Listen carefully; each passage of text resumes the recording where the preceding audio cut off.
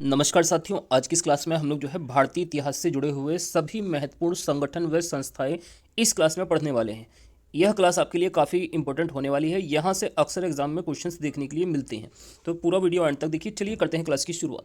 सबसे पहले जो हम लोग संगठन पढ़ने जा रहे हैं, इसका नाम है एशियाटिक सोसाइटी। तो देखिए, जो एशियाटिक सोसाइटी है, इसका जो स्थापना होता है यह जो है 1784 में होता है। कब इसकी स्थापना हुई थी एशियाटिक सोसाइटी की? 1784 में। आपसे दूसरी चीज़ यह पूछी जा सकती है कि एशियाटिक सोसाइटी के संस्थापक कौन थे। तो इनका नाम जो है विलियम जोन्स है। सर विलियम जोन्स जो है एशियाटिक सोसाइटी के संस्थापक थे। इस चीज़ को भी आपको याद रखना है, और 1784 में स्थापित हुआ था। नेक्स्ट इसके बाद जो है, जो हम लोग दूसरा जो है संगठन पढ़ रहे हैं, यह है आत्मीय सभा। तो देखिए, अगर आपसे पूछा जाए आत्मीय सभा की स्थापना कब हुई थी, तो यह जो है स्थापित हुआ था 1815 में। और किसके द्वारा आत्मीय सभा की स्थापना की गई थी? तो इसके संस्थापक थे राजा राम मोहन राय। इनका नाम आप सभी ने अवश्य सुना होगा। तो आत्मीय सभा से किसका नाम जुड़ा हुआ है? राजा राम मोहन राय का। और इसकी स्थापना हुई थी जाकर 1815 में। नेक्स्ट हम इसके बाद बात करते हैं, अगला जो हमारा संगठन है, इसका नाम है वेदांत कॉलेज। तो वेदांत कॉलेज जो है कब बनाया गया था? तो इसकी स्थापना हुई थी 1825 में। कब इसकी स्थापना हुई थी? 1825 में इसकी स्थापना हुई थी। और वेदांत कॉलेज के भी संस्थापक जो हैं राजा राम मोहन राय ही थे। राजा राम मोहन राय ने वेदांत कॉलेज की स्थापना 1825 में की थी। नेक्स्ट इसके बाद जो अगला संगठन आपको याद रखना है, यह है युवा बंगाल आंदोलन। तो जो देखिए, जो युवा बंगाल आंदोलन है, इसकी स्थापना की गई थी 1826 में। और इसके संस्थापक थे हेनरी लुई विवियन डिरोजियो। यह जो है युवा बंगाल आंदोलन के संस्थापक थे। तो इसको भी आपको एक बार पढ़ लेना है। नेक्स्ट देखिए, अगला मोस्ट इंपोर्टेंट जो है जो संगठन है, इसका नाम है जो है ब्रह्म समाज। तो देखिए, ब्रह्म समाज की स्थापना हुई थी 1828 में। बहुत बार यह संगठन परीक्षाओं में पूछा गया है, तो आपको इसका वर्ष भी बहुत अच्छे से याद होना चाहिए, 1828। इसके संस्थापक ब्रह्म समाज के कौन थे? तो इसके भी संस्थापक जो है राजा राम मोहन राय ही थे। आत्मीय सभा के भी संस्थापक राजा राम मोहन राय, और ब्रह्म समाज के भी संस्थापक राजा मोहन राय, और वेदांत कॉलेज के भी संस्थापक राजा राम मोहन राय। इस तरीके से आप इनको जो है याद कर सकते हैं। नेक्स्ट हम इसके बाद बात करते हैं अगले संगठन की। तो देखिए, अगला जो हमारा संगठन है, इसका नाम है लैंड होल्डर्स सोसाइटी। तो देखिए, जो लैंड होल्डर्स सोसाइटी है, इसकी स्थापना 1838 में हुई थी। कब इसकी स्थापना हुई थी? 1838 में। और इसके जो संस्थापक थे, इनका नाम था द्वारिका नाथ टैगोर। द्वारिका नाथ टैगोर जो है लैंड होल्डर्स सोसाइटी के जो है संस्थापक थे। और इसकी स्थापना हुई थी 1838 में। नेक्स्ट हम बात करते हैं अगले जो है संगठन की। तो इसका नाम है तत्वबोधिनी सभा। क्या नाम है? तत्वबोधिनी सभा। इसकी स्थापना कब हुई थी? 1839 में इसकी स्थापना हुई थी तत्वबोधिनी सभा की। और तत्वबोधिनी सभा के संस्थापक थे देवेंद्र नाथ ठाकुर। कौन थे इसके संस्थापक? देवेंद्र नाथ ठाकुर जो है तत्वबोधिनी सभा के जो है संस्थापक थे।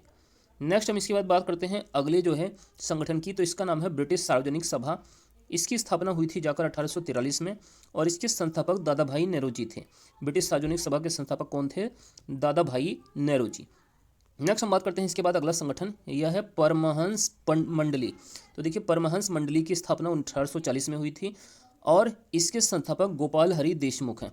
तो परमहंस मंडली की स्थापना 1840 में, और इसके संस्थापक जो है गोपाल हरि देशमुख थे। नेक्स्ट हम बात करते हैं बालिका विद्यालय। यह भी एक इंपॉर्टेंट जो है संगठन है, जिसकी स्थापना 1851 में जो है ज्योतिबा फूले के द्वारा की गई थी। तो बालिका विद्यालय से किसका नाम जुड़ा हुआ है? ज्योतिबा फूले का। और इसकी स्थापना हुई थी 1851 में। नेक्स्ट हमारा अगला जो संगठन है, इसका नाम है पूना सार्वजनिक सभा। तो देखिए, जो पूना सार्वजनिक सभा है, इसकी स्थापना 1867 में जो है महादेव गोविंद रनाडे के द्वारा किया गया था।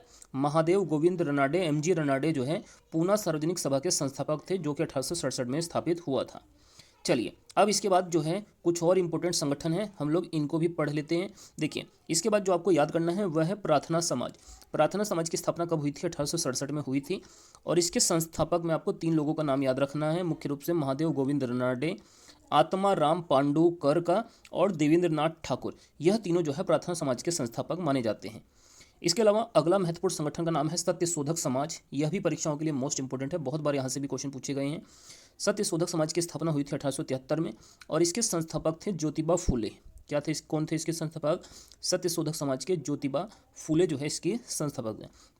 अगर हम बात करें अगले संगठन की, तो इसका नाम है Aligarh Mohammedan Anglo oriented college. तो इसकी स्थापना 1875 में सर सैयद अहमद खां के द्वारा की गई थी। Aligarh Mohammedan Anglo oriental college की स्थापना 1875 में सर सैयद अहमद खां के द्वारा।